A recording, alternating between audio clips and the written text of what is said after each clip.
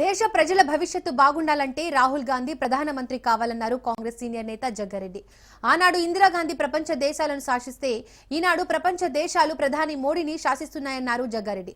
తెలంగాణలో 10 ఏళ్లు కేసీఆర్, ఏపీలో జగన్, చంద్రబాబులు ముఖ్యమంత్రులుగా ఉండి కేంద్రంలోని బీజేపీకి మద్దతుతో రాష్ట్రాల అభివృద్ధి చేయడంలో విఫలమయ్యారన్నారు.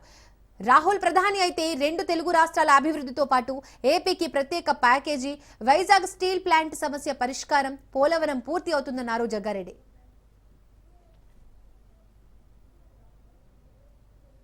ఆనాడు వైఎస్ఆర్ పార్టీ ఆంధ్రప్రదేశ్లో అటు జగన్ లేదా ఇటు చంద్రబాబు నాయుడు గారు వీళ్ళందరూ బీజేపీ సంఖ్యలోనే కూర్చున్నారు. ప్రధానమంత్రి నీడల్లోనే వాళ్ళ రాజకీయ ప్రయాణం జరుగుతుంది. ఇప్పటి వరకు అటు జగన్ కానీ ఇటు చంద్రబాబు నాయుడు కానీ ఇప్పటి వరకు ఎక్కడ కూడా ఆంధ్రప్రదేశ్ ప్రత్యేక ప్యాకేజు, పోలవరం పెద్ద ఎత్తున నిధులు, ఉక్కు కర్మాగారం సంబంధించిన ప్రైవేట్గా ఆపడం, ఈ 3 చంద్రబాబు నాయుడు జగన్ చేయలేకపోయారు. అదే రాహుల్ గాంధీ గారు వచ్చే ఎలక్షన్లో ప్రధానమంత్రిగా అయితే ఆంధ్రప్రదేశ్ సేఫ్ జోన్లోకి వచ్చేస్తుంది.